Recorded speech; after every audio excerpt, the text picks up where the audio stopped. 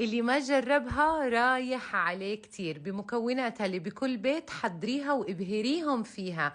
خلينا ننزل على التعليقات نصلي على الرسول، اكسب اجر انا وانتو.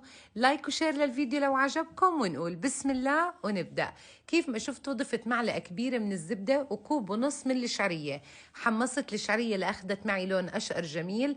بعد هيك بضيف كوب واحد من المي السخنة، وبضيف كميتي من السكر. أنا ضفت 4 معالق كبار من السكر، حلاوته بتكون ممتازة. بغطي الطنجرة وبوطيه على الآخر وبتركه ليستوي معانا تماما. تقريبا بياخد معكي 5 دقايق. عندي هون تقريبا لتر واحد من الحليب، بضيف له معلقتين كبار من الكاسترد اللي هي بودرة الكاسترد. بدمجهم كتير منيح مع بعض، وهو قوامه مثل قوام النشا، المفروض يدوب معاكم تماما بالحليب. كوب ونص من الشعرية بده لتر واحد من الحليب تمام، ومعلقتين من الكاسترد مش أكتر من هيك. هون عندي بعد ما الشعرية استوت عندي تماما، بنزل بالحليب والكاسترد اللي حليناه مع بعض، مع استمرار التحريك على حرارة متوسطة. أول ما بيغلي معاكي على طول بتوزعيه بالكاسات وبيتاكل دافي مع شوية مكسرات.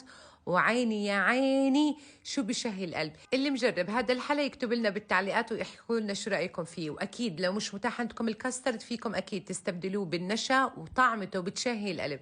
زينته أنا بشوية جوز هند مع شوية لوز مبشور أو فستق حلبي لو عندكم اللي بتحبوه بتفضلوه. وعلينا وعليكم بألف عافية. دمتم بخير وباي باي.